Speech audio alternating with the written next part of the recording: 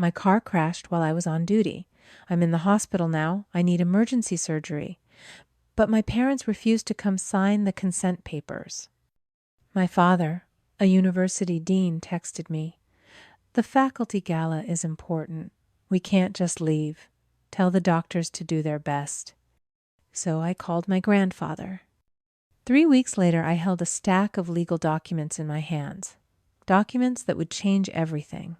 My parents, Brandon and Aaron, were academics. Not just academics, but the kind of prestigious Boston academics that lived in an ivory tower. My father was a dean, my mother, a senior professor. Their entire world revolved around status, faculty, galas, and securing donations for the university. Their identities weren't just tied to their work, they were their work. And then there was me. I wasn't an academic, I was an EMT. To them, this was a profound failure, a waste of intelligence, as they put it. They saw my life as gritty, I saw it as real. The contrast was never clearer than at our mandatory Sunday dinners. I'd try to share a story from my week, maybe a tough call or a moment that mattered. I don't understand why you insist on that job, Brianna. My mother Erin would sigh, pushing her food around her plate. It's so messy. Exactly, my father Brandon would add, not looking up from his notes. Now, Erin, I was reviewing the quarterly donor report. And just like that, I'd be invisible again, listening to them discuss tenure tracks and academic papers. I once made the mistake of talking about a multi-car pileup on the freeway. My mother visibly winced. Brianna, please. Not at the table. It's just unpleasant. Unpleasant. Saving a life was unpleasant. But discussing the subtle nuances of 18th century literature was, as my father put it, civilized conversation. I learned to stay quiet. I learned to be the ghost at their table. But I had an anchor, my Grandpa James. He was a retired firefighter, the man who inspired me to go into this line of work in the first place. He was everything my parents weren't grounded, present and proud. He didn't care about status. He cared about showing up. When I got my EMT certification, my parents sent a text. Grandpa James framed it and hung it on his wall. He saw my work not as messy, but as noble. You're doing the hard work, kid, he'd tell me, his voice rough with pride. You're running toward the fire. Never be ashamed of that. And yet, I still tried. Even after all those years, there was this small, stupid part of me that still craved their approval. A few months before the accident, I got a promotion to paramedic. It was a huge step, more responsibility, more lives I could save. The first people I called were my parents. Oh, that's nice, dear, my mother said, her voice distant. Listen, your father and I are just heading into a donor dinner. Can we talk about this later? They never called back. Why did I keep doing that? Why did I keep calling, knowing I'd be disappointed? It's the invisible chain of the survivor. When you grow up as the overlooked child, you learn that love isn't a given. It's something you have to earn. Your achievements aren't for you. They're bids for their attention. Your resilience isn't a strength. It's a survival mechanism you learned because you had to. I wasn't weak. I was just stuck in a pattern I'd been trained in since I was a child. That hope for approval, it's a prison without bars. I was so busy trying to get them to finally see me that I didn't realize they were looking right through me. I was on duty when the call came in. A 3-car pileup on the Mass Pike, heavy rain, poor visibility. My partner Dan was driving. We were the first ambulance on scene. Everything after that is a blur of fractured images.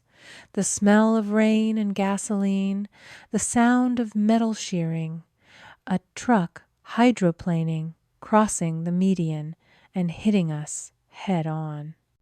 I woke up in a haze of pain and fluorescent lights.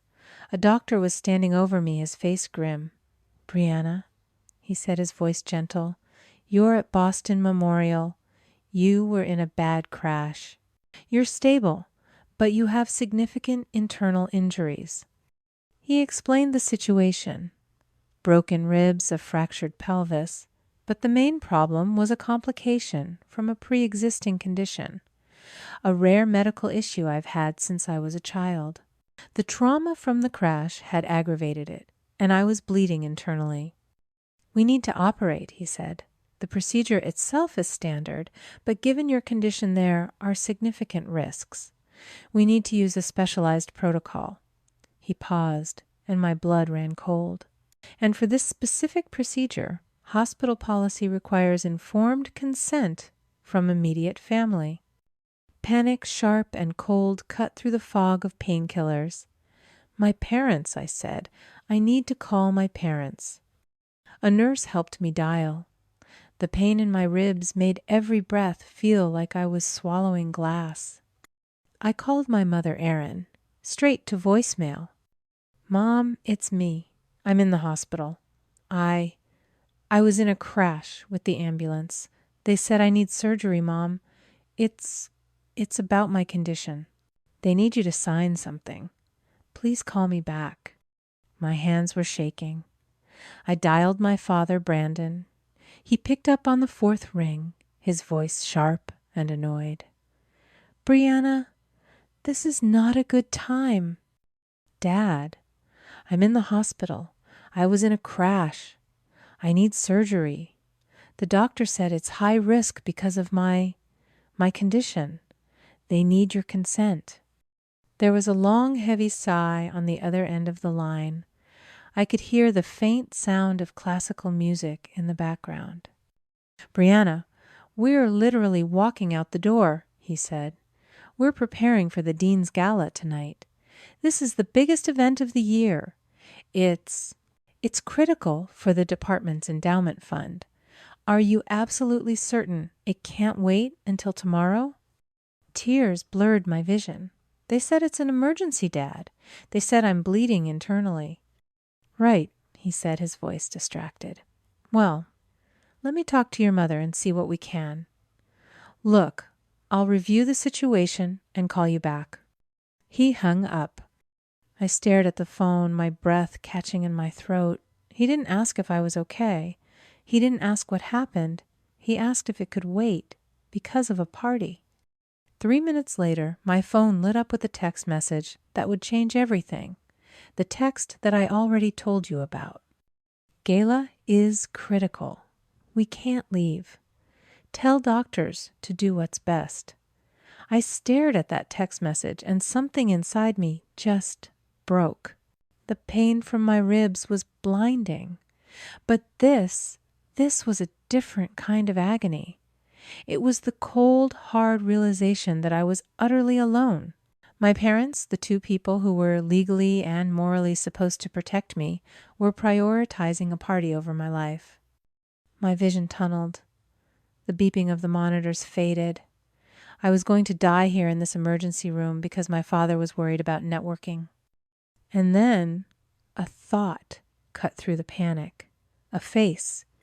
Grandpa James. My fingers, clumsy and shaking, dialed his number. He lived 45 minutes outside the city, and I hated to bother him, but I was out of options. He picked up on the first ring. "Brianna, you okay, kid? It's late." A sob tore out of my throat, a sound that was half pain, half grief. "Grandpa," I whispered the word, cracking. I'm in the hospital. I was in an accident. The ambulance?" What his voice changed instantly.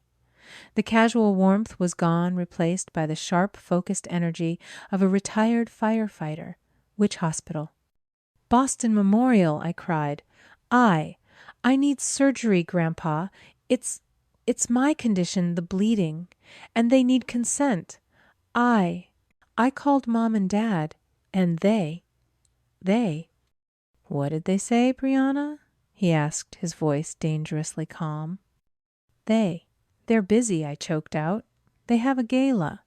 They told me to wait." The silence on the other end lasted only a second, but it was a heavy, cold silence. "I'm on my way," he said. His voice was iron. "Don't you worry about a thing. You just hold on. I'll be there in 45 minutes. He hung up. I've never been so relieved to be 70 years old, but my grandpa. He broke the law getting to me. He made a 45-minute drive in under 30. I didn't even see him come in. One moment I was staring at the clock terrified. The next he was just there filling the doorway, still in his old fishing jacket and jeans. His silver hair was wild, and his eyes were furious. He didn't come to me first. He stalked straight to the nurse's station. "I'm James. I'm Brianna's grandfather." His voice boomed, cutting through the ER noise. "Where's the doctor who needs my signature?" "She's been bleeding for over an hour." The doctor was there in an instant, and Grandpa James listened, his face like stone, as the surgeon explained the high-risk procedure. He didn't just listen. He asked sharp, intelligent questions. "What's the primary risk factor? What's your contingency if she reacts poorly? What's her stabilization protocol?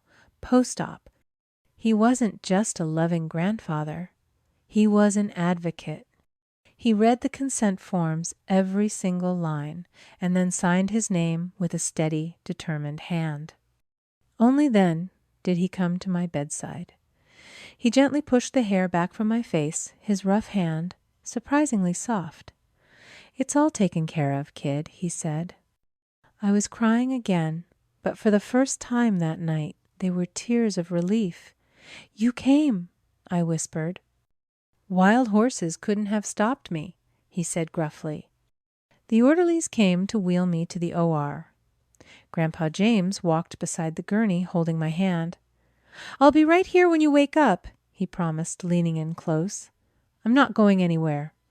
He paused, and his voice dropped. "And when this is over, you and I are going to fix this. What they did, this ends." The surgery was a success, but the recovery was brutal. I spent the next 2 weeks at Grandpa James's house.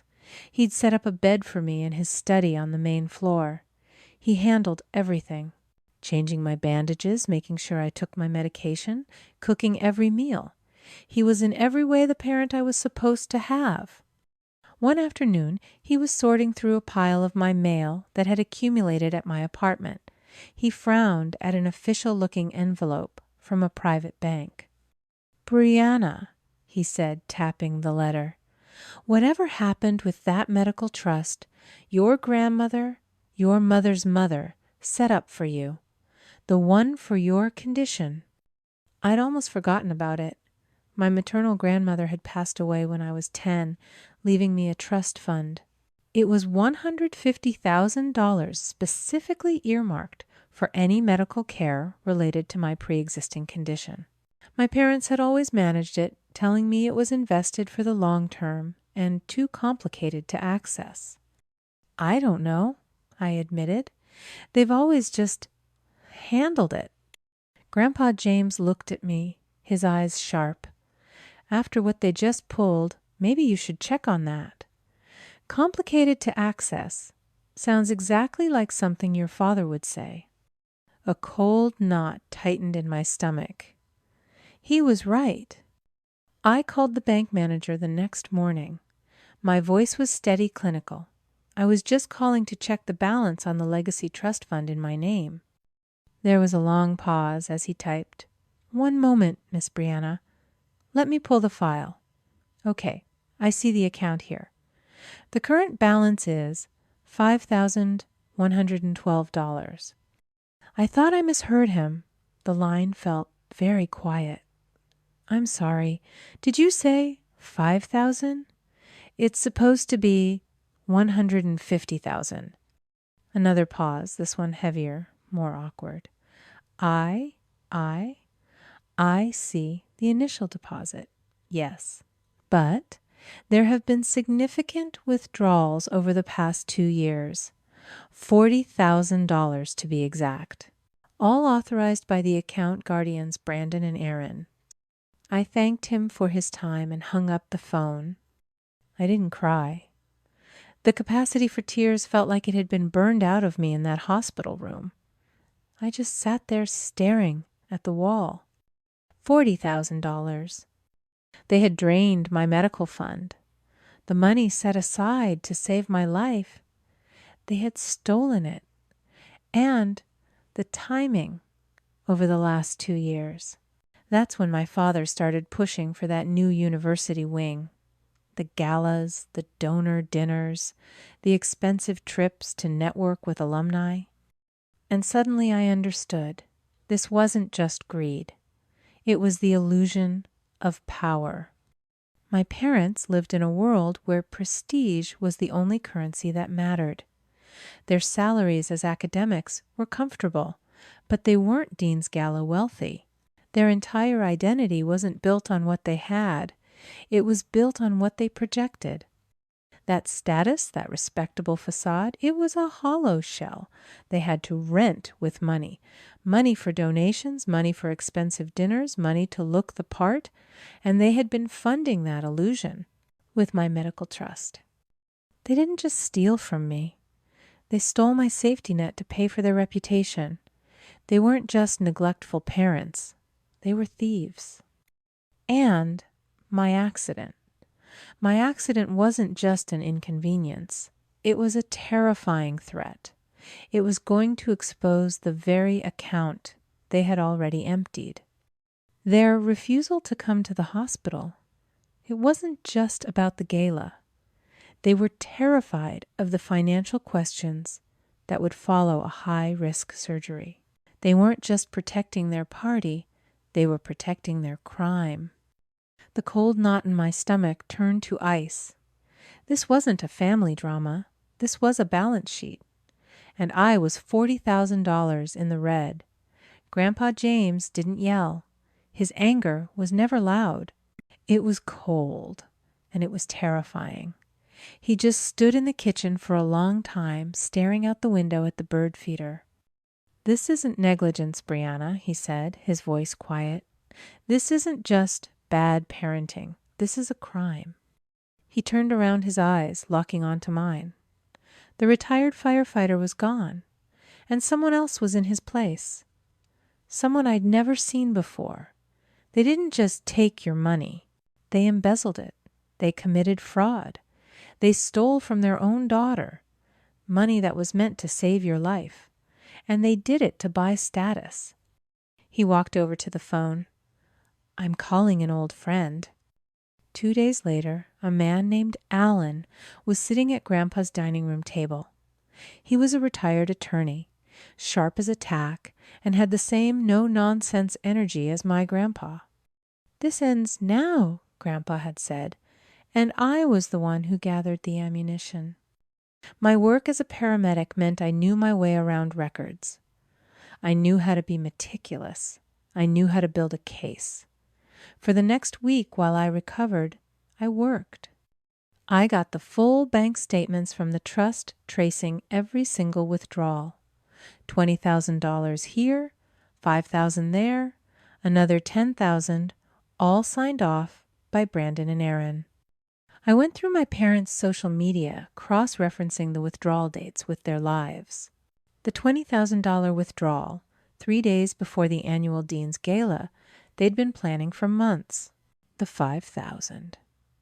The same week, my mother posted a photo of her and my father at a charity fundraiser bragging about their contribution to the arts. I dug through my old emails, the ones where I'd asked about the trust fund years ago. "It's all invested, Brianna," my father had written. Too complicated to explain. "Just know it's there if you ever really need it." The final piece was the invoices. I called the university's development office, pretending to be my mother's assistant, and asked for copies of their recent donations for our tax records. They emailed them over without a second thought.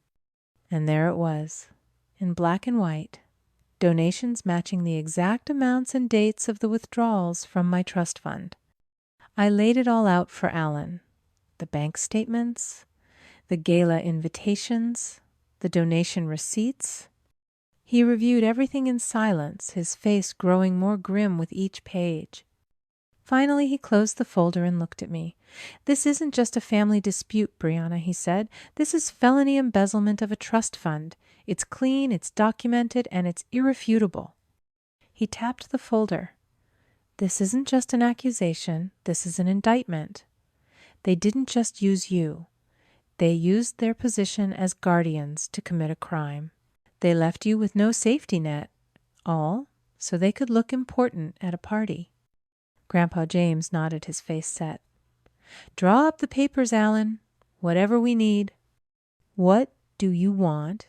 Brianna Allen asked, his eyes kind but serious.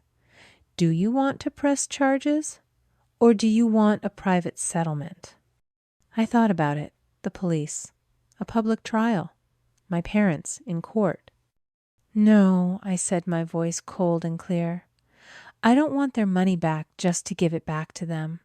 I want them to know that I know. I want to see their faces when they realize the overlooked daughter just became the only person who holds their entire future in her hands." Alan smiled. A thin, sharp smile. "I can certainly draw up papers for that. I was mobile by then on crutches, but strong." I called the meeting. I used a tone I'd heard my father use 1,000 times, one that was polite, non-negotiable, and implied their attendance was mandatory. "I need to discuss the final details of my recovery and insurance," I told my mother. "It's an urgent family matter at Grandpa's. Saturday at 2. They arrived at 2:15, 15 minutes late, a classic power move. They walked in looking annoyed, bothered by the inconvenience. They still believed this was their world and I was just a minor character in it. My father Brandon didn't even sit down. "All right, Brianna," he said, checking his watch. "I hope this is actually urgent. Your mother and I have a faculty dinner tonight, and it's about the $40,000 you stole from my trust fund." I said it quietly. The silence in the room was absolute.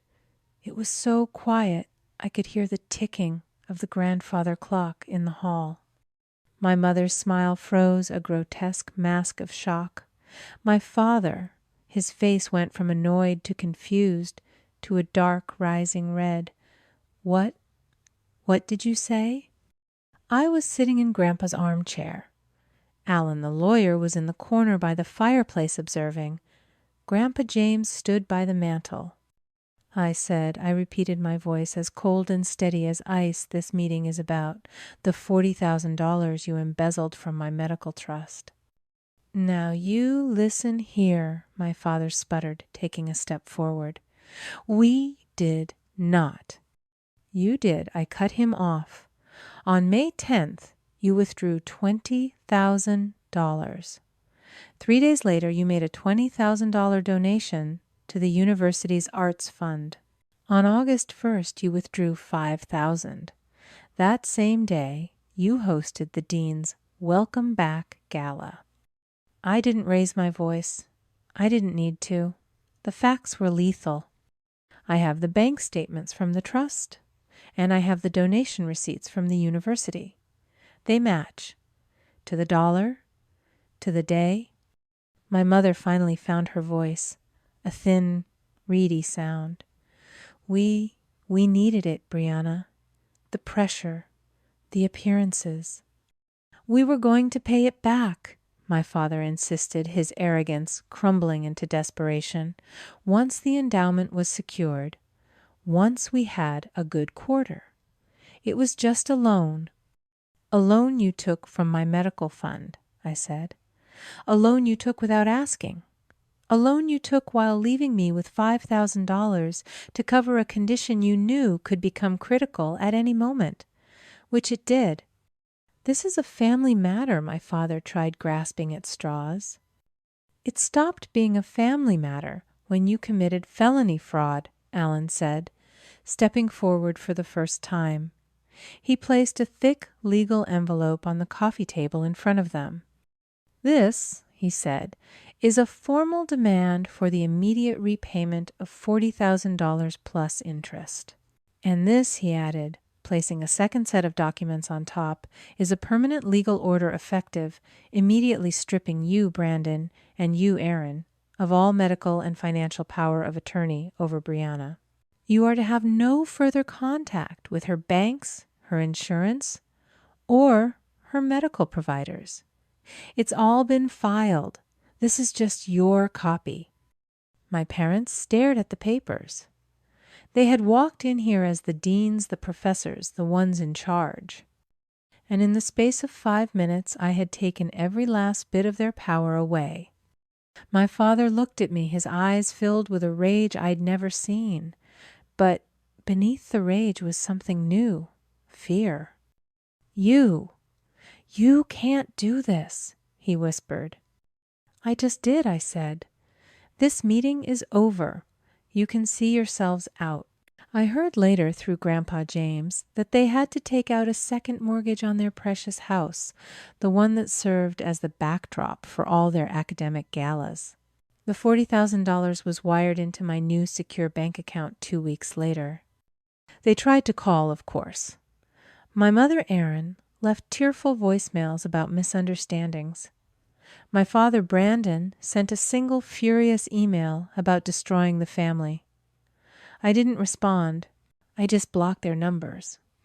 The silence that followed was the most peaceful sound I'd ever known. But the story doesn't end with me simply getting my money back. That's just accounting. The real victory is what you do after you settle the score. I looked at that $40,000 in my account. It felt tainted. It was blood money stolen from my own survival to fund their vanity. I didn't want it, but I knew exactly what to do with it. This is the difference between simple revenge and what I call the justice of the sower. Revenge is about the past. It's about punishment. But justice is about the future. It's about planting something new in the ground that was burned. I took that $40,000 and started the First Responder Legacy Fund, a small grant to help other EMTs and paramedics who are injured in the line of duty and need help paying for their education or medical bills. My parents' theft, their betrayal. It became the seed for something good. That's the ultimate power. Not just tearing their world down, but building a better one from the rubble they left behind. My story isn't about revenge, it's about rebirth. If this story touched you, please share it. And remember, real family are the people who run toward you when everyone else walks away. Thank you for listening.